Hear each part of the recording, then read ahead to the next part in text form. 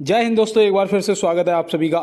GK GS के MCQ format में question होने वाले हैं और मैं आपको बता दूं कि आज की क्लास में जो आपके प्रीवियस क्वेश्चन पूछे गए थे 2019 में, उससे संबंधित क्वेश्चन और उनसे रिलेटिव जो पूछा जा सकता है और प्लस करंट अफेयर, ठीक है ना, प्लस करंट अफेयर के भी क्वेश्चन आपको देखने को मिलेंगे।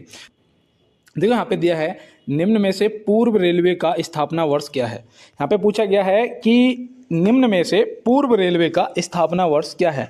तो पहले तो आप देखो, पूर्व रेलवे मैंने आपको कई बार बताया है, ठीक है ना, और आज स्थापना वर्ष भी आपको बताता हूँ कि यहाँ पे सही जवाब 1952 हो जाएगा। ऑप्शन बी यहाँ पे क्या हो जाएगा, सही जवाब हो जाएगा। और वो डेट क्या थी वो भी याद रखना, वो थी 14 अप्रैल। क्या था, 14 अप्रैल। तो इसको भी आप क्या करेंगे, ध्यान में रखेंगे, ठीक है ना। और 14 अप्रैल को मैं बता दूं, 14 अप्रैल 1952 में एक तो आपकी पूर्व रेलवे की स्थापना हुई थी, जिसका मुख्यालय की अगर बात करें तो वो है कहाँ पर, कोलकाता में। कहाँ है, कोलकाता में। तो ये तो आप ध्यान रखेंगे। दूसरा याद रखना, ये 14 अप्रैल 1952 में उत्तर रेलवे की भी स्थापना हुई थी। क्या, उत्तर रेलवे की भी स्थापना हुई थी। तो ये भी आप ध्यान रखना। इसका मुख्यालय की बात करेंगे तो कहाँ है, नई दिल्ली में। कहाँ पर है दोस्त, नई दिल्ली में। तो ये भी आप ध्यान में रखेंगे। और देखो इसी डेट को एक और रेलवे जोन की स्थापना हुई थी, वो क्या था, वो देखो इसे ट्रिक से याद करना है। ये उत्तर रेलवे, ये पूर्व रेलवे, और जो तीसरा है वो आपका हो जाएगा उत्तर पूर्व रेलवे। क्या हो जाएगा, उत्तर पूर्व रेलवे। तो ये भी आप ध्यान में रखेंगे, ठीक है ना। उत्तर पूर्व रेलवे आपका दूसरा हो जाएगा, तीसरा हो जाएगा, ठीक है ना। और इसके अगर मुख्यालय की बात करें तो वो भी याद रखना, कहाँ है, गोरखपुर में। कहाँ है, गोरखपुर में। तो ये भी आप ध्यान में रखेंगे। तो यहाँ पे देखो, मैंने आपको आज जो भी बताया है मुझे लगता है कि आपके लिए इंपॉर्टेंट है। और चलते हैं दोस्त अपने अगले प्रश्न की तरफ। आईआरसीटीसी का पूर्ण रूप क्या है।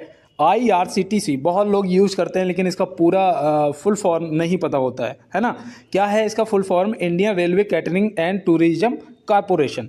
तो यहाँ पे आपका देखो, भारतीय रेल खान पान और पर्यटन निगम या फिर Indian railway catering and tourism corporation, मतलब कि ए और बी दोनों सही जवाब हो जाएगा। क्योंकि यहाँ पे देखो, ये आपका हिंदी में है और ये आपका इंग्लिश में है, ठीक है ना।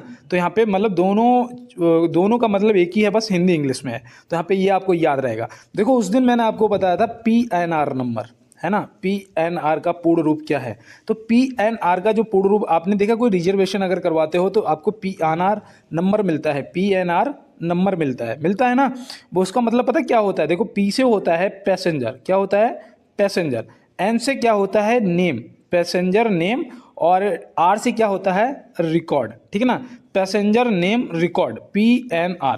अब आपको ये भी याद रहेगा। और चलते हैं दोस्त अपने अगले प्रश्न की तरफ। यहाँ पे दिया है, निम्न में से किस राज्य में सांभर झील स्थित है।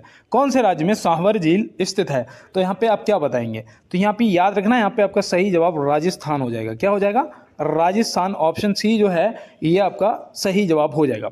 और राजस्थान में एक झील आप और याद रखना, जिसका नाम है क्या, राजसमंद।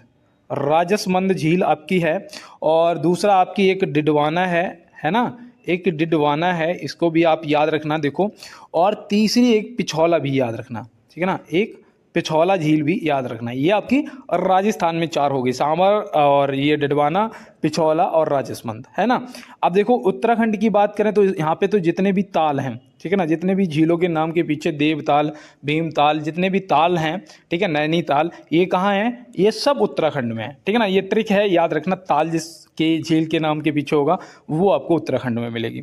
अब यहाँ पे अगर तमिलनाडु की बात करें तो तमिलनाडु में पुलिकट झील है, जो कि मैंने आपको कई बार बताया है ना। पुलिकट झील कहाँ पर है, ये आपकी तमिलनाडु में हो जाएगी। ये आपको देखो याद रहना चाहिए। और देखो मैंने एक आपको लोनार झील बताया था ना, लोनार झील। तो भैया लोनार झील जो आपकी है ना, ये कहाँ पर है, ये आपकी महाराष्ट्र में पड़ती है। कहाँ पर पड़ती है, महाराष्ट्र में पड़ती है। एक आपको मैंने लोकटक झील बताया था, है ना, लोकटक झील बताया था। बताओ लोकटक झील आपको पता है कहाँ पर है। तो बिल्कुल भैया आपने बताया था, हमें आज भी याद है, ये मणिपुर में है। कहाँ पर, मणिपुर में स्थित है ना। तो ये भी आप ध्यान में रखेंगे। तो चलते हैं अपने अगले प्रश्न की तरफ और देखते हैं हमारा आज का अगला क्या है। देखो यहाँ पे दिया है, प्राण और दैहिक स्वतंत्रता का संरक्षण किस अनुच्छेद में दिया गया है। देखो प्राण और दैहिक स्वतंत्रता का जो संरक्षण है ये किस अनुच्छेद में दिया गया है, यहाँ पे ये पूछा जा रहा है। तो देखो मैंने आपको पर्सनल स्वतंत्रता से संबंधित अनुच्छेद बताया, बहुत अच्छे से बताया था, तो यहाँ पे आपको बता सकते हैं कि अनुच्छेद 21 हो जाएगा। आपको प्राण और दैहिक स्वतंत्रता का संरक्षण मिलता है अनुच्छेद 21 में। अब देखो यहाँ पे अनुच्छेद 19 की अगर बात करें तो 19 में आपने देखा होगा जो पत्रकार लोग होते हैं, है ना, जो भाषण वगैरह देते हैं मंच से, पत्रकार लोग जो होते हैं वो, तो इसमें क्या आ जाता है, इसमें बोलने की मतलब स्वतंत्रता आ जाती है, आपकी बोलने की स्वतंत्रता या भाषण की स्वतंत्रता, है ना। इस तरीके से याद रखना। मैं चीज़ों को एक्सप्लेन करके इसलिए बताता हूँ कि आपको याद हो जाए। 17 में आपका मैंने बताया था, है ना, अस्पष्टता उन्मूलन से संबंधित है ना, छुआछूत आपका आ जाएगा, तो ये आप सब याद रखेंगे। तो चलते हैं दोस्त अपने अगले प्रश्न की तरफ। अब यहाँ पे देखो दिया गया है 2024 में पहला अंतर्राष्ट्रीय सौर महोत्सव कहाँ आयोजित किया जा रहा है। 2024 में पहला अंतर्राष्ट्रीय सौर महोत्सव कहाँ आयोजित किया जा रहा है। देखो ये करंट का क्वेश्चन है और ये मुझे लगता भी है कि आपके लिए इम्पोर्टेंट है, क्योंकि ये पहला है ना, अंतर्राष्ट्रीय पहला है सौर महोत्सव। तो याद रखना ये कहाँ पर दोस्त हो रहा है, ये आपका हो रहा है नई दिल्ली में। कहाँ पर मनाया जाएगा, नई दिल्ली। ऑप्शन सी क्या हो जाएगा, सही जवाब हो जाएगा। और ये मैं आपको बता दूं ये 5 से 6 सितंबर को मनाया जाएगा, 5 सितंबर से 6 सितंबर तक। तो ये भी आपको क्या करना है, ये भी आपको ध्यान में रखना है। और चलते हैं इसी के साथ अपने अगले प्रश्न की तरफ। देखो यहाँ पे दिया गया है कि निम्न में से राज्य सरकार द्वारा लगाए जाने वाला कर नहीं है। इनमें से कोई ऐसा कर एक है जो राज्य सरकार द्वारा नहीं लगाया जा सकता है, नहीं लगाया जाता है। तो वो कौन सा कर है, तो वो यहाँ पे आपका हो जाएगा आयकर। क्या हो जाएगा, इनकम टैक्स होता है ना, आयकर। तो यहाँ पे जो आयकर है ये हो जाएगा आपका बिल्कुल सही जवाब। क्योंकि देखो आयकर जो है ये कौन लगाता है, ये लगाती है केंद्र सरकार। कौन लगाता है भैया, ये लगाती है केंद्र सरकार। अब केंद्र सरकार एक तो आयकर लगाती है, दूसरा आपसे अगर पूछा जाएगा तो आप बताएंगे भैया उपहार कर भी लगाती है ना, उपहार कर भी लगाती है। और तीसरा जो है संपत्ति कर, तो संपत्ति कर भी आपका इसी में आ जाता है ना, किसके, केंद्र सरकार के अंडर में। यहाँ पे देखो बिक्री कर आपका, मनोरंजन कर आपका, और स्टाम्प शुल्क जो होता है, स्टाम्प पेपर जो लेते हो तो स्टाम्प शुल्क जो है वो भी आपका। और देखो यहाँ पे मैं आपको बताऊँ, स्टाम्प शुल्क के बाद आपका वो आ जाता है, मनोरंजन हो गया, बिक्री हो गया, स्टाम्प शुल्क हो गया, मोटर वाहन आ जाता है ना, मोटर वाहन जो कर जो है वो भी आ जाता है। भू राजस्व विभाग भी, जो भू राजस्व कर है वो भी आपके इसी में आता है, राज्य सरकार के अंडर में। तो ये आपको सभी चीज़ें अच्छे से ध्यान में रखना है। तो चलते हैं अपने अगले प्रश्न की तरफ। देखो यहाँ पे दिया गया है कि 2011 जनगणना अनुसार सबसे अधिक साक्षरता वाला केंद्र शासित प्रदेश कौन सा है। देखो यहाँ पे केंद्र शासित प्रदेश की बात की गई है, तो सबसे साक्षरता में सबसे आगे जो है केंद्र शासित प्रदेश वो आपका लक्षद्वीप हो जाएगा। क्या हो जाएगा, लक्षद्वीप, जो कि ऑप्शन सी में दिया गया है। इसका पता है कितना प्रतिशत इसका वो रहा था, तो याद रखना 92.28%, ठीक है ना, ये इसका साक्षरता रेट रहा था। और देखो यहाँ पे बता दूं, वैसे आपका सबसे आगे केरल है ना, वैसे आपका सबसे आगे केरल है, वो भी आप याद रखेंगे। और अगर केंद्र शासित प्रदेश की बात करेंगे तो आपका लक्षद्वीप हो जाएगा। और अगर यहाँ पे आपसे बात की जाएगी सबसे कम जो साक्षरता दर है वो कौन से केंद्र शासित प्रदेश की है, तो वो याद रखना दादर और नगर हवेली की सबसे कम है ना, ये केंद्र शासित प्रदेश की बात कर रहे हैं। अब यहाँ पे अगर सादा की बात करेंगे तो याद रखना वो तो हमारा बिहार हो जाएगा, है ना, वो हमारा क्या हो जाएगा, बिहार हो जाएगा। तो यहाँ पे आपको ये भी देखो ध्यान में रखना है। और मैं आपको बता दूं ये 2011 की जनगणना से आपसे प्रश्न पूछे जाएंगे। और चलते हैं दोस्त अपने अगले प्रश्न की तरफ। देखिए यहाँ पे दिया गया है भारतीय रेलवे बोर्ड की स्थापना कब हुई थी। भारतीय रेलवे बोर्ड की जो स्थापना है वो कब हुई थी। अब मुझे लगता है यहाँ पे आपका जवाब गलत नहीं होगा, क्योंकि हम लोग पहले भी कर चुके हैं। तो याद रखना 1905 में क्या हुआ था, भारतीय रेलवे बोर्ड की स्थापना की गई थी, है ना। अगर भारतीय रेलवे बोर्ड की स्थापना 1905 में की गई थी तो राष्ट्रीयकरण कब हुआ था, तो भैया राष्ट्रीयकरण 1951 में हुआ था। राष्ट्रीयकरण जो है 1951 में हुआ था। और देखो ये 1853 में मैंने आपको बताया था क्या हुआ था, 1853 में प्रथम रेलगाड़ी चली थी 16 अप्रैल को, है ना, 16 अप्रैल 1883 को चली थी। कहाँ से कहाँ तक, मुंबई से थाड़े के बीच में चली थी, है ना। और कितना सफ़र तय किया था, 34 किलोमीटर का सफ़र तय किया था, है ना। अब इसमें डब्बे कितने थे ये भी पूछ लेता तो भैया 14 डब्बे लगे हुए थे, है ना। और अगर इसमें सवारियों की बात करेंगे तो कितनी सवारियां बैठी थी, 400 सवारी सवार थी, है ना। तो ये सब चीज़ें हमें याद में रखना है। तो चलते हैं दोस्त अपने अगले प्रश्न की तरफ। देखो यहाँ पे दिया गया है कि भारतीय रेल सिग्नल इंजीनियरिंग एवं दूरसंचार संस्थान की स्थापना कब हुई थी। तो भैया भारतीय रेल सिग्नल इंजीनियरिंग एवं दूरसंचार संस्थान की जो स्थापना है वो कब हुई थी और वो कहाँ हुई थी, है ना। ये चीज़ें हमें पता होना चाहिए। तो याद रखना 1957 में हुई थी, है ना। कब हुई थी, 1957 में हुई थी। कहाँ हुई थी, तो याद रखना ये हुई थी सिकंदराबाद में। कहाँ हुई थी दोस्त, सिकंदराबाद में हुई थी। तो ये भी आप ध्यान में रखेंगे दोस्त। और चलते हैं इसी के साथ अपने अगले प्रश्न की तरफ। देखो यहाँ पे दिया गया है, राजा कनिष्क का राजवैद्य आयुर्वेद का विख्यात विद्वान कौन था। राजा कनिष्क का राजवैद्य आयुर्वेद का विख्यात विद्वान कौन था। देखो कनिष्क जो था, पहले तो ये पता होना चाहिए कि ये कुषाण वंश से था, है ना। कुषाण वंश का शासक था, तो ये तो आपको पता ही है। अब यहाँ पे इसके अगर राजवैद्य आयुर्वेद के विख्यात विद्वान की बात की जाए तो वो कौन थे, तो यहाँ पे याद रखना वो थे चरक जी। कौन थे, चरक जी, जो कि ऑप्शन बी में दिए गए। इनकी एक रचना भी है चरक संहिता। क्या है, चरक संहिता, है ना। तो ये भी आपको ध्यान में रखना है। देखो यहाँ पे मैगस्थनीज जो है ये चंद्रगुप्त मौर्य के दरबार में आया था, है ना। यूनानी था, कौन आया, कहाँ आया था, चंद्रगुप्त मौर्य के दरबार में आया था। और इसने एक पुस्तक है इंडिका नाम की पुस्तक की रचना की थी, वो भी आप ध्यान में रखना, ठीक है ना। अब यहाँ पे देखो अश्वघोष हैं, ये अश्वघोष जो यहाँ पे दे रखे हैं ये पता कौन थे, ये राजा कनिष्क के राजकवि थे। कौन थे, ये राजकवि थे। तो ये भी आप ध्यान में रखेंगे, राजकवि थे। और यहाँ से देखो मैं आपको बता दूं, इन्होंने उसकी बुद्ध चरित की रचना की थी। तो बौद्ध चरित की रचना अगर आपसे पूछा जाएगा तो वो भी आप ध्यान में रखना, ठीक है ना। बौद्ध चरित की रचना किसने की थी, अश्वघोष जी ने की थी। तो ये भी आप ध्यान में रखेंगे। तो चलते हैं अपने अगले प्रश्न की तरफ और देखते हैं हमारा अगला क्या है। देखो यहाँ पे दिया गया है, हाल ही में कितनी हस्तियों को 2024 का रैमन मैग्सेस पुरस्कार 2024 मिला है। तो भैया कितनी हस्तियों को 2024 में रैमन मैग्सेस पुरस्कार से सम्मानित दिया गया है। तो आप यहाँ पे क्या बताएंगे, केवल 4 लोगों को। तो ऑप्शन बी यहाँ भी आपका क्या हो जाएगा, सही जवाब दोस्त हो जाएगा। और चलते हैं इसी के साथ अपने अगले प्रश्न की तरफ। देखो यहाँ पर दिया गया है, चंद्रगुप्त द्वितीय के शासनकाल में संस्कृत भाषा के सबसे प्रसिद्ध कवि कौन थे। चंद्रगुप्त द्वितीय के शासनकाल में संस्कृत भाषा के सबसे प्रसिद्ध कवि कौन थे। तो यहाँ पे आप क्या बताएंगे। तो देखो ये प्रश्न आपके लिए इंपॉर्टेंट है, याद रखना कालिदास जी थे। कौन थे, कालिदास जी, जो कि ऑप्शन ए में दिए गए थे, ठीक है ना। तो ये आप याद रखना, इनकी कुछ रचनाएं भी हैं वो भी आप याद रखना। जैसे कि एक है कुमार संभवम, है ना, कुमार संभवम है, तो ये भी आप याद रखेंगे। दूसरा इनकी एक रचना और है रघुवंशम, है ना। क्या है, रघुवंशम। तो रघुवंशम भी आप याद रखेंगे। सूरदास से मैंने आपको बताया था क्या, सूरसागर, है ना। सूरसागर आपको बताया था ना, ये किसकी है, सूरदास जी की है। बाणभट्ट जी से मैंने आपको बताया था हर्षचरित, है ना। हर्षचरित की रचना किसने की थी, बाणभट्ट जी ने। तो हर्षचरित में राजा जो हर्ष था उसके जीवन का पूरा जीवनी लिखी हुई थी, है ना। तो ऐसे आप ध्यान में रखेंगे। और देखो मैं आपको यहाँ पे बताऊं कि चंद्रगुप्त द्वितीय के शासनकाल में ही कौन आया था, बताओ कौन चीनी यात्री आया था। अगर आपको पता है तो फटाफट बताइएगा, नहीं तो मैं आपको बता रहा हूँ, नोट करो। फैहान आया था। कौन आया था, फैहान आया था, फैहान आया था। तो ये भी आप ध्यान में रखेंगे। तो चलते हैं अपने अगले प्रश्न की तरफ और देखते हैं हमारा अगला प्रश्न क्या है।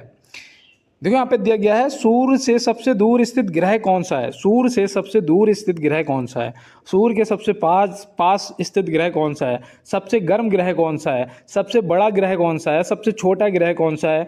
तो ये सब चीज़ें देखो, ग्रहों से रिलेटिव एक क्वेश्चन तो आना है। अब यहाँ पे आप बताइएगा कि ग्रहों से संबंधित यहाँ पे आपको बताना है कि सूर्य से सबसे दूर स्थित ग्रह कौन सा है। तो आपका यहाँ पे जो सही जवाब है वो हो जाएगा वरुण। ऑप्शन बी में दे रखा है ना वरुण आपका सही जवाब हो जाएगा। और देखो सबसे कम दूरी मतलब कि सबसे पास जो है वो बुध ग्रह है ना, वो बुध है।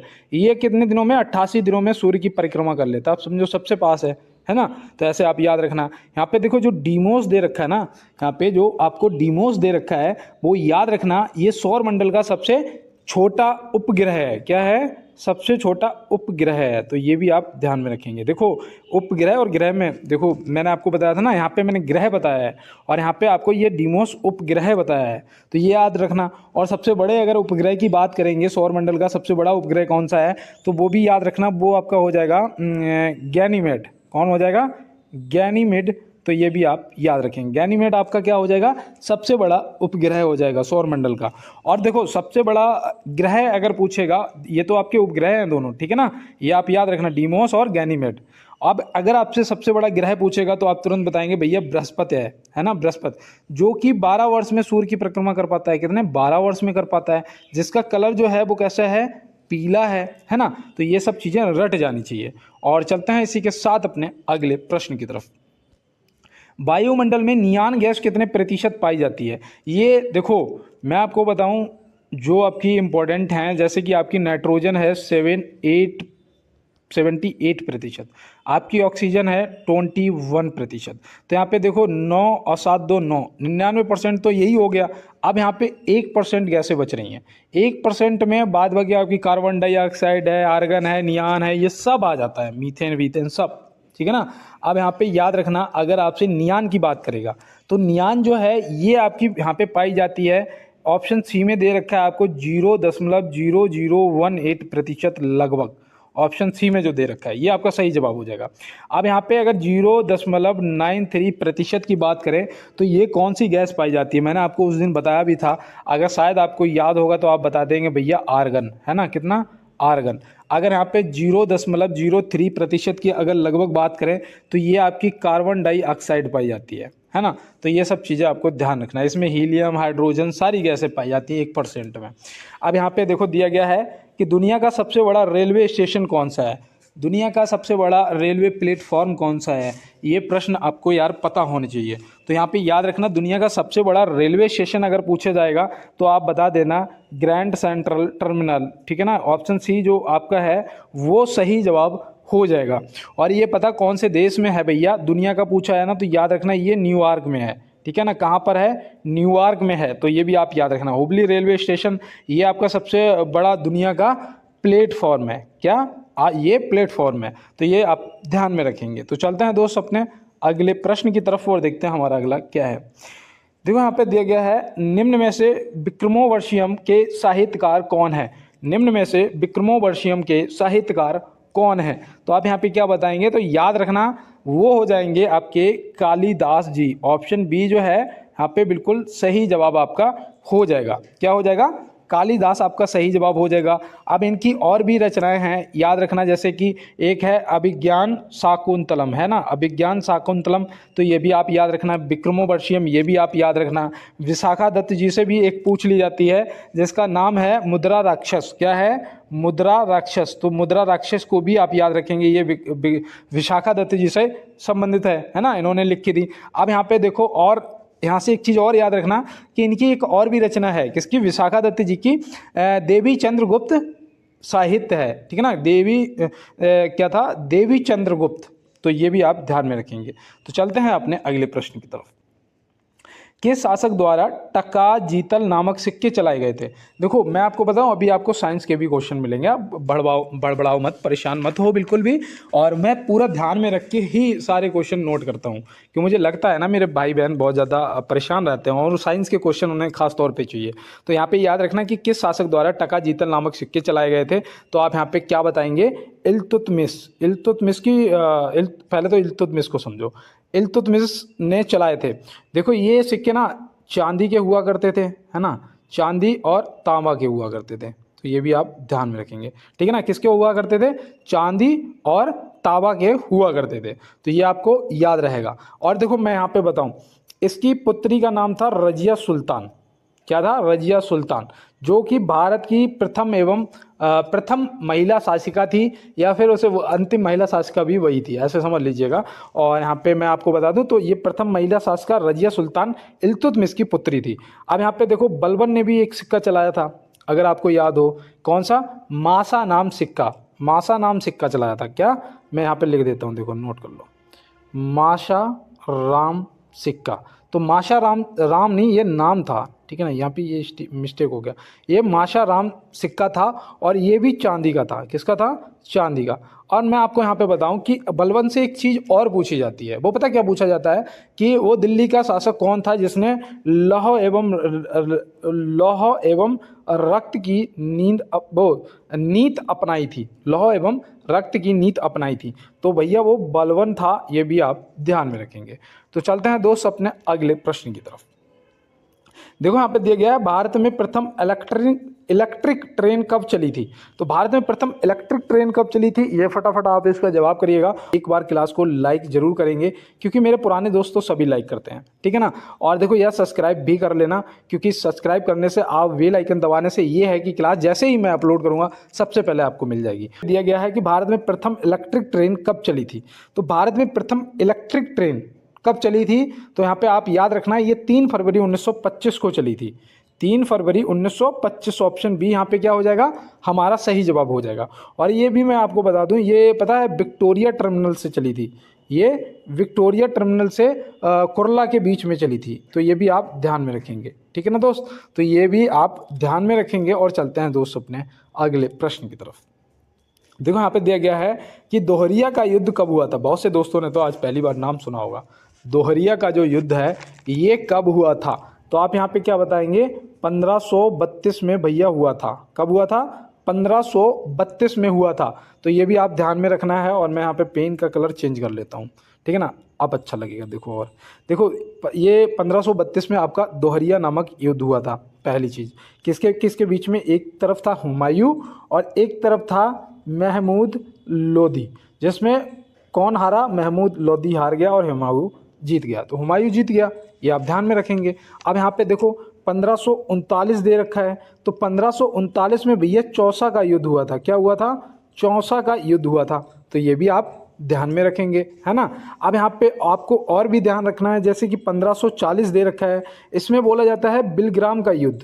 बिलग्राम का युद्ध या फिर कन्नौज का युद्ध, ऐसे याद रखना, बिलग्राम या कन्नौज का युद्ध, जो कि 1540 में हुआ था। एक मैंने आपको बताया था 1555 में युद्ध, अगर आपको याद हो तो ज़रा मुझे बताओ कौन सा हुआ था। तो याद रखना ये हुआ था सरहिंद का युद्ध। कौन सा हुआ था? सरहिंद का युद्ध हुआ था 1555 में। तो ये भी आप ध्यान में रखेंगे। अब आप मुझे बताओ कि 1526 में कौन सा युद्ध हुआ था। आप मुझे बताओ कि 1527 में कौन सा युद्ध हुआ था। आप मुझे बताओ कि 1528 में कौन सा युद्ध हुआ था। आप मुझे बताओ कि 1529 में कौन सा युद्ध हुआ था। आप मुझे बताओ कि 1556 में कौन सा युद्ध हुआ था। आप मुझे बताओ 1761 में कौन सा युद्ध हुआ था। अब ये बताओ, आप सोच रहे होंगे कि भैया ये इतना पूछ रहे हैं, क्या इन्होंने लिख रखा है कहीं? नहीं, मैंने इसे ट्रिक से याद किया है। मैं बताऊं कैसे। देखो, आप मेरे घर आओगे तो पहले, सबसे पहले क्या करोगे, पानी पियोगे। तो पानी पिया 1526 में, मतलब कि पानीपत का प्रथम युद्ध हुआ था। ये पानी पी लिया, ठीक है ना। अब जब पानी पिलाऊंगा तो खाना भी खिलाऊंगा। तो भैया 26 में जब पानी पिया तो 27 में खाना खा लो। 27 में हो गया आपका खानवा का युद्ध, है ना, खानवा का युद्ध हो जाएगा। 28 में आपका कौन सा हो जाएगा, जब पानी पी लिया, खाना खा लिया, अब अपने घर जाओगे तो हम क्या करेंगे, आपको चाय पिलाएंगे।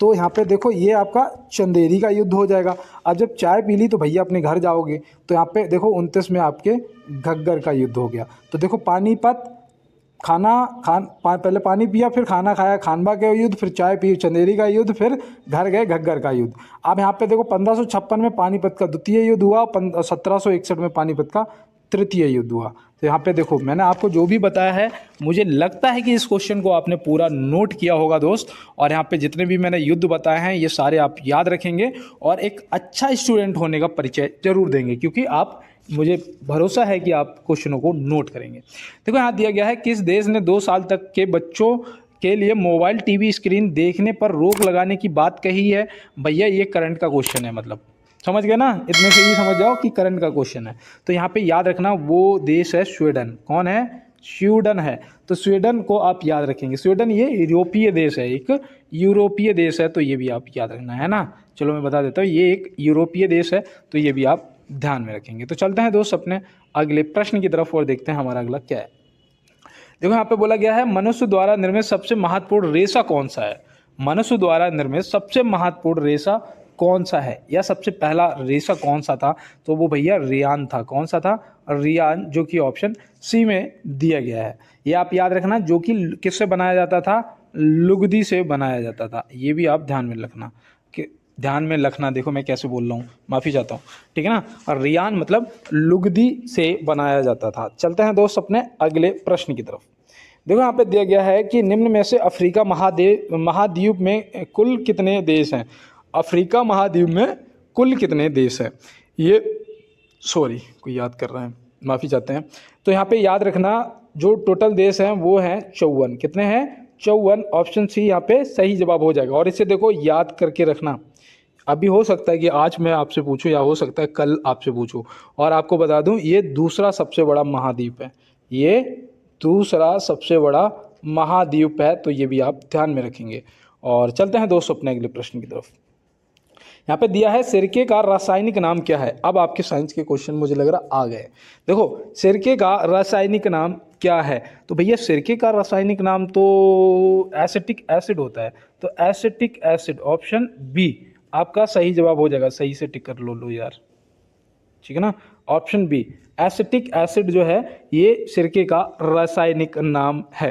तो ये आप ध्यान में रखोगे। अब यहाँ पे देखो साइट्रिक एसिड जो दे रखा है, ये पता किसमें ये पाया जाता है? जैसे खट्टी चीज़ें होती है, नींबू है ना, नींबू है तो नींबू में ये पाया जाता है। तो ये आप क्या करेंगे? ध्यान में रखेंगे। टाइट्रिक अम्ल जो है, टाइट्रिक अम्ल पता किस में पाया जाता है? देखो याद रखना, टाइट्रिक अम्ल जो है ये फलों में पाया जाता है ना। जैसे कि अंगूर है ना, याद रखना, तो अंगूर में पाया जाता है। तो ये बताओ, अंगूर की खेती को क्या कहते हैं? क्या विटीकल्चर कहते हैं क्या? बताना मुझे। विटीकल्चर कहते हैं क्या अंगूर की खेती को? ये प्रश्न पूछा भी जा चुका है, ठीक है ना। देखो यहाँ पे दिया है भारत के प्रथम रेल मंत्री कौन थे? अब यहाँ पे मैंने स्वतंत्र भारत के प्रथम रेल मंत्री नहीं पूछे हैं, आपसे भारत के प्रथम रेल मंत्री पूछे हैं। और मुझे पता है कि यहाँ पे आप जवाब करेंगे तो फंसेंगे। क्यों?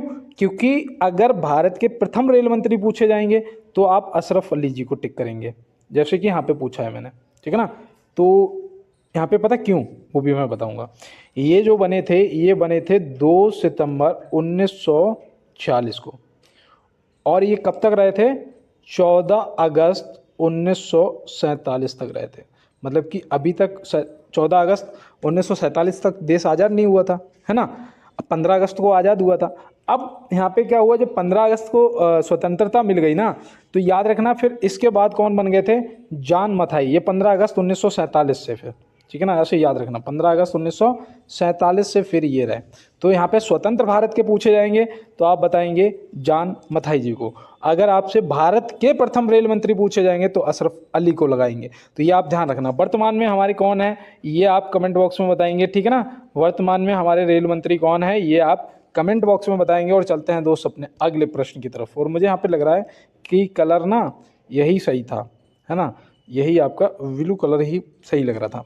देखो यहाँ पे दिया है किस राज्य ने आधार के लिए एनआरसी रसीद संख्या को जरूरी बना दिया है? किस राज्य ने आधार के लिए एनआरसी रसीद संख्या को जरूरी बना दिया है? तो भैया ये देखो एनआरसी लगा दी गई है। अब वो कौन सा राज्य है सबसे पहले जिसने लगाया है? याद रखना असम ने। अब इससे देखो दिया गया है निम्नलिखित में से द्रव्यमान का मात्रक एसआई क्या होगा? निम्नलिखित में से द्रव्यमान का एसआई या मात्रक क्या होगा? तो भैया द्रव्यमान का यहाँ पे पूछा गया है। देखो गलत मत करना ना, कोई कैंडला लगा रहा है, कोई घन मीटर लगा रहा है, किलोग्राम, कोई प्रकाश वर्ष नहीं। यहाँ पे जो सही जवाब आपका है वो हो जाएगा किलोग्राम। क्या हो जाएगा? ऑप्शन सी यहाँ पे किलोग्राम आपका सही जवाब हो जाएगा, ठीक है ना। द्रव्यमान का ध्यान में रखेंगे। कैंडला जो है ना ये पता किसका है? ये आप याद रखना ज्योति तीव्रता का है। किसका है? ज्योति तीव्रता का मात्रक है। तो ये भी आप ध्यान में रखेंगे, ठीक है ना दोस्त। अब यहाँ पे घन मीटर है तो ये आप याद रखना ये आयतन का है। किसका है? आयतन का है मात्रक, ठीक है ना। ये घन मीटर किसका मात्रक है? आयतन का मात्रक है। तो ये भी याद रखना। देखो प्रकाश वर्ष जो है ये याद रखना, एक ग्रह से दूसरे ग्रह की दूरी को नापते हो ना, किस में नापते हो भाई? प्रकाश वर्ष में नापते हो। तो याद रखना जो प्रकाशीय दूरी है ना, जो प्रकाशीय दूरी है वो किस में नापते हैं? प्रकाश वर्ष। मतलब कि प्रकाशीय दूरी का जो मात्रक है वो प्रकाश वर्ष है।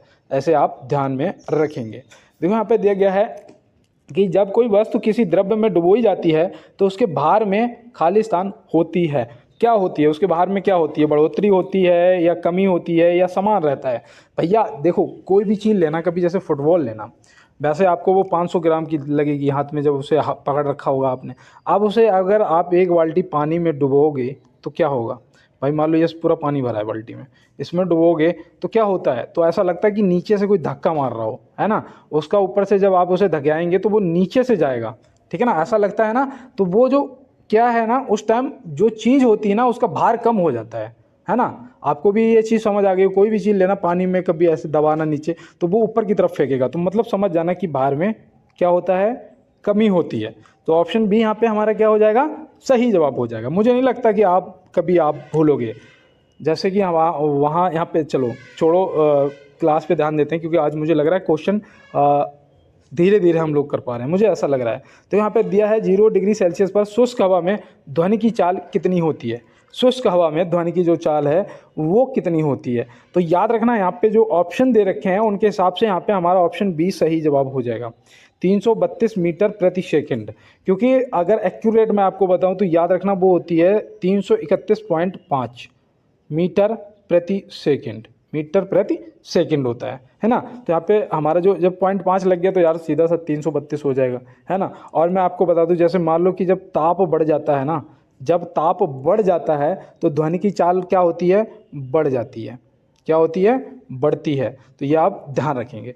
और मैं आपको बता दूं, अगर ताप कम हो जाएगा तो ध्वनि की चाल क्या होगी। देखो, अगर टेम्परेचर प्लस में जाएगा तो ध्वनि की चाल प्लस में जाएगी, टेम्परेचर माइनस में जाएगा ध्वनि की चाल माइनस में जाएगी। हवा की आर्द्रता जब बढ़ जाती है, आर्द्रता बढ़ने पर क्या होता है, ध्वनि की चाल भी बढ़ जाती है। अगर हवा की भी आर्द्रता अगर बढ़ेगी तो जो ध्वनि की चाल है वो बढ़ेगी, और माइनस में हमेशा कम होती जाती है और प्लस में हमेशा बढ़ती जाती है। तो आप ये ध्यान में रखेंगे दोस्त, ठीक है ना।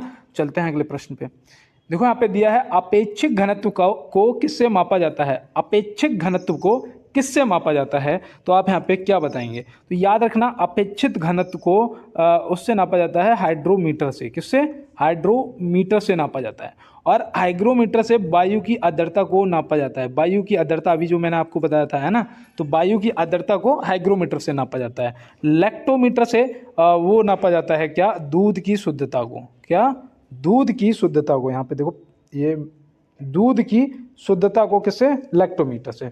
और देखो, थर्मामीटर से बॉडी ताप को नापते हैं, टेम्परेचर को, है ना। तो ये आप ध्यान में रखेंगे। तो चलते हैं दोस्त अपने अगले प्रश्न पे। व्यक्ति दूर तथा पास की वस्तुओं को नहीं देख पाता है, इस दोष के निवारण के लिए किस लेंस का उपयोग करते हैं। पहले तो मैं ये पूछ रहा हूँ कि भैया ये कौन सा दोष है। अगर व्यक्ति पास और दूर की चीज़ों को देख ही नहीं पा रहा है, दोनों में से किसी को नहीं देख पा रहा है, तो कौन सा उसे दोष है। देखो, अगर वो पास की चीज़ों को नहीं देख पाता है तो उसे क्या होता है, तो उसे दूरदृष्टि दोष होता है, अपोजिट होता है। बताया था ना मैंने उस दिन आपको, क्या होता है, अपोजिट होता है। जैसे कि दूर दृष्टि दोष मतलब पास की चीज़ें नहीं दिख रही हैं, इसके लिए उसे क्या करना पड़ता है, उत्तल लेंस लगवाना पड़ता है, उत्तल लेंस लगवाना पड़ता है ना। अब अगर निकट की मतलब दूर की चीज़ें नहीं दिख रही हैं तो उसे पास दृष्टि दोष है ना। तो उसे क्या है, निकट दृष्टि दोष या पास दृष्टि दोष आप बोल सकते हो सरल भाषा में। वैसे निकट दृष्टि दोष बोलोगे, ठीक है ना, जब दूर की चीज़ें ना दिखती हों तो उसके लिए उसे अवतल लेंस का उपयोग करना पड़ता है ना। अब यहाँ पे ना तो पास का दिख रहा है ना दूर का दिख रहा है, तो ये पता कौन सा, तो ये आपका हो जाएगा जरा दृष्टि दोष। क्या हो जाएगा, जरा दृष्टि दोष। तो ये आप ध्यान में रखेंगे। इसके लिए द्विफोकस लेंस का उपयोग किया जाता है। क्या किया जाता है, द्विफोकस लेंस का उपयोग किया जाता है। तो ये आप ध्यान में रखेंगे। तो चलते हैं दोस्त अपने अगले प्रश्न की तरफ। प्रधानमंत्री श्री नरेंद्र मोदी जी ने किस शहर में जल संचय जन भागीदारी पहल का शुभारंभ किया है। प्रधानमंत्री श्री नरेंद्र मोदी जी ने किस शहर में जल संचय जन भागीदारी पहल का शुभारंभ किया है। तो आप यहाँ पे क्या बताएंगे। मुझे लगता है कि यह करंट का क्वेश्चन आपके लिए इंपॉर्टेंट भी होगा। तो यहाँ पे सही जवाब आपका सूरत हो जाएगा। क्या हो जाएगा, ऑप्शन सी यहाँ पे सूरत आपका बिल्कुल राइट जवाब हो जाएगा। और चलते हैं दोस्त इसी के साथ अपने अगले प्रश्न की तरफ। निम्न में से वायु दाब मापने का यंत्र कौन सा है। निम्न में से वायु दाब मापने का जो यंत्र है वो कौन सा है। तो यहाँ पे आपका जो सही जवाब है दोस्त वो हो जाएगा बैरोमीटर। क्या हो जाएगा, बैरोमीटर। ऑप्शन बी जो है वो आपका यहाँ पे बिल्कुल सही जवाब होता है। और देखो यहाँ पे फेदोमीटर है, ये भी याद रखना है, ये समुद्र की गहराई को मापता है। क्या करता है, ये समुद्र की गहराई को नापता है। समुद्र की गहराई को। तो ये आप याद रखना। थर्मामीटर क्या करता है, अभी मैंने आपको बताया था, है ना, बॉडी टेम्परेचर को आपके नापता है। तो चलते हैं दोस्त अपने अगले प्रश्न की तरफ। देखो यहाँ पे दिया है, निम्न में से कहाँ डीजल लोकोमोटिव वर्क्स स्थित है। रेलवे का क्वेश्चन यार इंपॉर्टेंट, बताइए निम्नलिखित में से कहाँ डीजल लोकोमोटिव वर्क्स स्थित है। तो भैया ये आप याद रखना, ये वाराणसी में स्थित है। कहाँ पर, वाराणसी। ऑप्शन सी यहाँ पे क्या हो जाएगा, ऑप्शन सी हमारा बिल्कुल सही जवाब हो जाएगा। अगर यहाँ डीजल की जगह इलेक्ट्रिक लिखा होता कि इलेक्ट्रिक लोकोमोटिव फैक्ट्री जो है वो कहाँ स्थित है, तो इलेक्ट्रिक लोकोमोटिव फैक्ट्री जो आपकी है वो बिहार में है ना। तो ये भी याद रखना है। तो चलते हैं दोस्त अपने अगले प्रश्न की तरफ। अल्कोहल का रासायनिक नाम क्या है। अल्कोहल, भैया अल्कोहल का रासायनिक नाम यहाँ पे पूछा जा रहा है। तो बिल्कुल भैया आपसे पूछा भी जा, देखो रासायनिक नाम मैंने पहले ही बताया था आपसे पूछा जाएगा। तो याद रखना एथेनॉल। एथेनॉल ऑप्शन ए आपका सही जवाब हो जाएगा, या फिर आपको एथिल अल्कोहल लिखा हुआ मिले तो भी आप लगा देना, आपका सही जवाब हो जाएगा। अब यहाँ पे ड्यूटेरियम ऑक्साइड लिखा है। ड्यूटेरियम ऑक्साइड बताओ किसका नाम है। तो मैंने आपको पहले भी बताया था भैया, भारी जल का है। किसका है, भारी जल का नाम है। तो ये आप ध्यान में रखेंगे। कॉपर सल्फेट जो है ये किसका नाम है बताओ। तो याद रखना है ये नीला थोथा का नाम है। किसका, नीला थोथा का नाम है। तो ये भी आप याद रखेंगे। तो चलते हैं दोस्त अपने अगले प्रश्न की तरफ। देखो यहाँ पे दिया गया है, रॉबर्ट हुक ने कब कोशिका की खोज की थी। और रॉबर्ट हुक ने कब कोशिका की खोज की थी। तो आप यहाँ पे क्या बताएंगे, यहाँ पे आपका जो सही जवाब है वो हो जाएगा 1665 में। 1665 ईस्वी, ऑप्शन सी यहाँ पे क्या हो जाएगा हमारा बिल्कुल सही जवाब होता है। और चलते हैं दोस्त अपने अगले प्रश्न की तरफ। ग्रीष्मकालीन मानसून से सबसे पहले वर्षा भारत के किस राज्य में होती है। मतलब जो मानसून है, ग्रीष्मकालीन मानसून है, उससे सबसे पहले वर्षा जो है वो किस राज्य में होती है। ये आज आपके लिए एक मैं HW देता हूं, जो कि आप मुझे कमेंट बॉक्स में बताएंगे। जितने भी मेरे दोस्त हैं, पहले तो एक बार यार अगर आपने अभी तक लाइक नहीं किया तो यार एक बार बनता है लाइक वाला बटन आप दबाइएगा। और देखो कमेंट बॉक्स में बताना, कमेंट बॉक्स में क्लास आपको कैसी लगी। और देखो शेयर कर देना, थोड़ा सा चैनल को सब्सक्राइब कर लेना, बेल आइकन दबा देना, और आप लाइक करेंगे ये तो मुझे आप पे भरोसा है, ठीक है ना। ये आपका HW रहा। और चलते हैं दोस्त अपने क्लास में और देखते हैं हमारा अगला क्वेश्चन क्या है कि हाल ही में किस राज्य ने पुलिस बल में महिलाओं को 33% आरक्षण देने की घोषणा की है। तो भैया ये देखो करंट है, और ये मुझे लगता है कि क्वेश्चन इंपॉर्टेंट भी है आपके लिए, है ना, कि किस राज्य ने पुलिस बल में महिलाओं को 33% आरक्षण देने की घोषणा की है।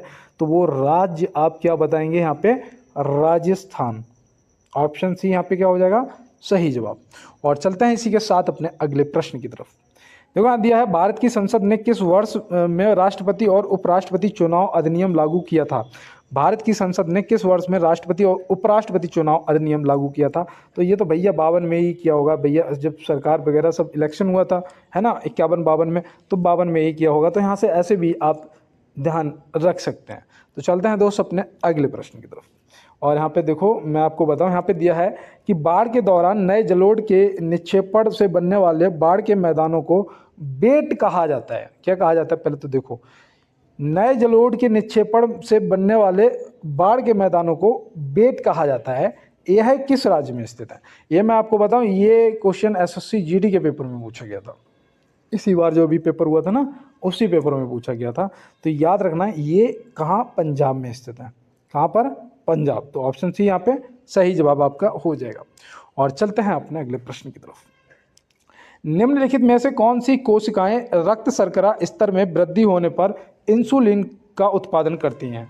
भैया कौन सी रक्त शर्कराएं हैं जो कोशिकाओं में रक्त शर्करा स्तर में वृद्धि होने पर इंसुलिन का उत्पादन करती हैं, वो कोशिकाएं आपको बतानी है। तो याद रखना वो आपकी बीटा कोशिकाएं हैं, जो कि यहाँ पे ऑप्शन बी दिया गया है, बी कोशिकाएं। और यहाँ पे आपका सही जवाब ऑप्शन ए हो जाएगा।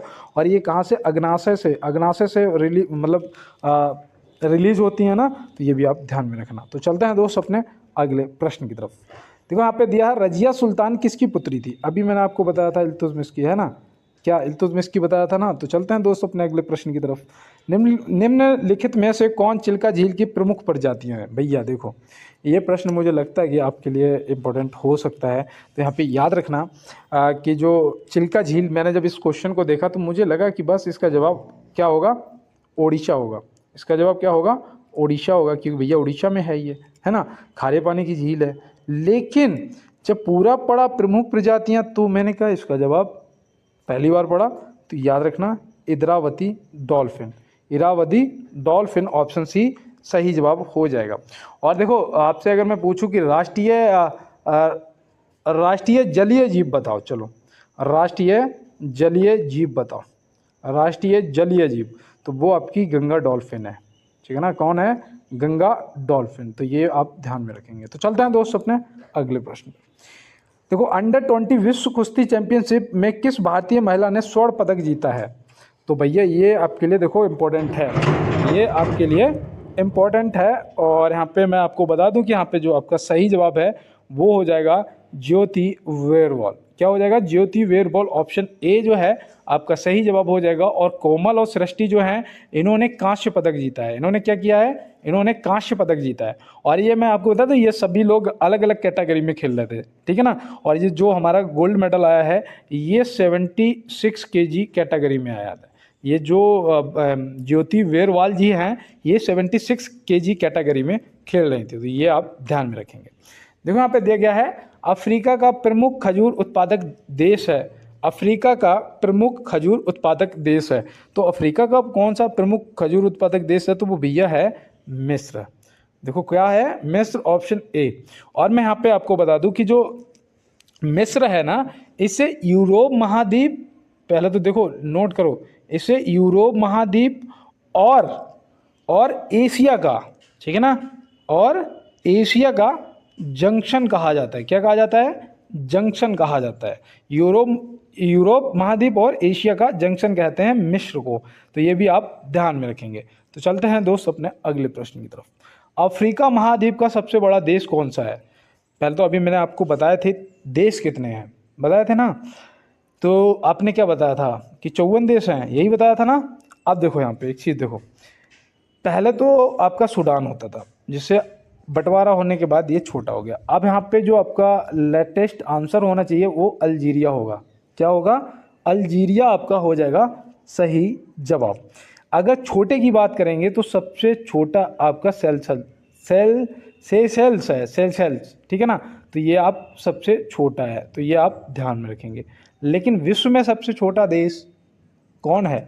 वो है वेटिकन सिटी, है ना। वेटिकन सिटी, ये तो बिल्कुल रट्टा पड़ा है हम लोगों को, वेटिकन सिटी है। तो ये भी आप ध्यान में रखेंगे। तो चलते हैं दोस्तों अपने अगले प्रश्न पे। वायुमंडल को निम्न परतों में बांटा गया है। कितने परतों में बांटा गया है यहाँ पे ये बताना है। तो आप क्या बताएंगे? 5 परतों में बांटा गया है। वो याद रखना, ये कितने भागों में बांटा गया है? 5 भागों में बांटा गया है। अब वो भाग भी चलो मैं आपको नोट करा देता हूँ। एक तो आप लिख लीजिएगा, वो हो जाएगा क्षोभ मंडल, है ना। एक आपका क्षोभ मंडल हो जाएगा। कितने मंडलों में बांटा गया है कहने का मतलब ये है, तो याद रखना क्षोभ मंडल हो गया, एक आपका समताप मंडल हो गया, ठीक है ना। यहाँ पे लिख देता हूँ समताप मंडल, जिसमें वायुयान वगैरह उड़ते हैं, है ना। तो ये आप याद रखना, ठीक है ना दोस्त। अब यहाँ पे अगर तीसरे की बात करें तो तीसरा याद रखना है, जैसे मध्य मंडल बोलते हो, ठीक है ना, मध्य मंडल या आयान मंडल, है ना। तो मध्य मंडल आपका हो जाएगा। और उसके बाद अगर अगले की बात करें तो वो आपका कौन सा बचता है? यहाँ पे कितने हुए? 1 2 3, 3 ही तो हुए, है ना। तो हाँ ठीक है, एक इसके बाद आयन मंडल हो जाता है ना। आयन मंडल आ जाता है। आयन मंडल के बाद आपका वहीर मंडल आ जाता है। तो वहीर मंडल, तो ये भी आप ध्यान में रखेंगे। 5 मंडलों में बांटा गया है। और एलोप्रेन जो वायुयान वगैरह हैं वो आपके समताप मंडल में उड़ते हैं। तो ऐसे भी याद रखना है। तो यहाँ दिया है निम्न में से भारत का बगीचा किसे कहा जाता है? किसे भारत का बगीचा कहा जाता है? याद रखना है यार, बेंगलोर को बोला जाता है, ऑप्शन ए, है ना। यहाँ पे तो देखो ये टिक भी लगा हुआ था ऐसा ब्लू कलर का, आंसर पहले ही शो हो रहा था, है ना। नहीं यार मुझे पता था बेंगलोर को कहा जाता है, ठीक है ना। केरल को बताओ। देखो केरल में एक तो रबड़ पाई जाती है, ठीक है ना। क्या हो रहा है यार, एक तो रबड़ पाई जाती है, दूसरा याद रखना मसालों का बगीचा, है ना, मसालों का बगीचा, ये भी केरल। मसाले कहाँ पाए जाते हैं? केरल में पाए जाते हैं। और देखो उत्तराखंड में फूलों की घाटी, है ना, फूलों की घाटी स्थित है। तो ये भी आप ध्यान रखेंगे। तो चलते हैं दोस्त अपने अगले प्रश्न पे। देखो यहाँ पे दिया गया है दिल्ली किस नदी के किनारे स्थित है? कितना अच्छा क्वेश्चन है मेरे दोस्त। लोग जवाब करेंगे भैया यमुना नदी। ये तो बहुत ही हलवा क्वेश्चन दे दिया एकदम, हो गया एक क्वेश्चन सही, बिल्कुल सही बात है। गंगा के किनारे हरिद्वार, वाराणसी, कानपुर, ऋषिकेश, ठीक है ना, ये सब आपके गंगा के किनारे हैं। झेलम नदी के किनारे पता है, झेलम के किनारे, झेलम के किनारे आपका श्रीनगर है। कौन सा? श्रीनगर है। और श्रीनगर की स्थापना किसने? सम्राट अशोक ने कराई थी। किसने? सम्राट अशोक ने की थी। तो ये भी आप ध्यान में रखेंगे, ठीक है ना। अब अगर मैं आपसे चलो पूछ लेता हूँ, उस दिन मैंने आपको सिडनी का बताया था, पिछली क्लास में सिडनी बताई थी ना। आपने बताया होगा डार्लिंग नदी, है ना। आपको मैंने पेरिस बताया है, पेरिस बताओ। तो पेरिस भी आपने भैया बता दिया है, सीन नदी, है ना, कि भैया सीन नदी के किनारे स्थित है। मैंने आपको रंगून बताया था कि मेरे पिया गए रंगून, वहाँ से कियो है टेलीफोन, तुम्हारी याद सताती है। तो बताओ रंगून कहाँ है? तो रंगून पहले तो भैया ये बर्मा में पड़ता है। बर्मा, बर्मा कहाँ है? ये म्यांमार का पुराना नाम है ना बर्मा। अच्छा अच्छा अच्छा। नदी भैया कौन सी है रंगून किसके किनारे? इरावदी भैया। तो सही है, इरावदी नदी, इरावदी, नोट कर लो। और चलते हैं अपने अगले प्रश्न की तरफ। तो यहाँ दिया है वारालाचा दर्रा किस राज्य में स्थित है? वारालाचा दर्रा किस राज्य में स्थित है? तो इसका बिल्कुल इजी क्वेश्चन है, हिमाचल प्रदेश में है। ध्यान रखना, ठीक है। कहाँ है वारालाचा? हिमाचल। और देखो रोहतांग दर्रा, रोहतांग दर्रा भी कहाँ है? हिमाचल प्रदेश में है। आपका सिपकिला दर्रा कहाँ है? हिमाचल प्रदेश में है ना। मैं हिमाचल प्रदेश जा चुका हूँ, पालमपुर, पालमपुर, अलीलाल, और फिर उधर धर्मशाला, कुल्लू, मनाली, मणिकर्ण, कसौल, ये सब मैं घूम चुका हूँ। देखो यहाँ पे उत्तराखंड, उत्तराखंड में बताओ कौन सा है? एक तो भैया लिप्पू लेक दर्रा है। कौन सा? लिप्पू लेक दर्रा है ना। एक नीति दर्रा है। कौन सा? नीति दर्रा है। एक माना दर्रा है। तो ये सब उत्तराखंड में। सिक्किम में बताओ चलो। सिक्किम में भैया एक तो नाथूला है, हाँ ठीक है, एक नाथूला है। दूसरा हमें याद नहीं आ रहा, हमें याद आ रहा है जैपला है। कौन सा? जैपला। तो ये आप ध्यान में रखेंगे। तो चलते हैं फिर यार अगले क्वेश्चन की तरफ। देखो यहाँ पे दिया गया है कि 8 डिग्री चैनल अवस्थित है, 8 डिग्री चैनल अवस्थित है। भैया ये कहाँ पर है बताओ? तो यह मालदीव व मिनिकाय के मध्य है। तो यहाँ पे मालदीव व मिनिकाय, तो मतलब ऑप्शन ए, मिनिकाय और मालदीव के द्वीप को अलग करता है। हाँ सही बात है, 8 डिग्री चैनल। और ये देखो मिनिकाय द्वीप को मुख्य लक्षद्वीप द्वीप समूह से अलग करता है 9 डिग्री चैनल। और ये देखो छोटे अंडमान द्वीप को कार निकोबार द्वीप से अलग करने वाली जल संधि कौन सी है? 10 डिग्री चैनल है। तो मिलते हैं दोस्त नेक्स्ट क्लास में नेक्स्ट प्रश्नों के साथ में। और तब तक के लिए मेरे सभी छोटे बड़े मेरे भाई बहनों को मेरा जय हिंद, वंदे मातरम, भारत माता की जय।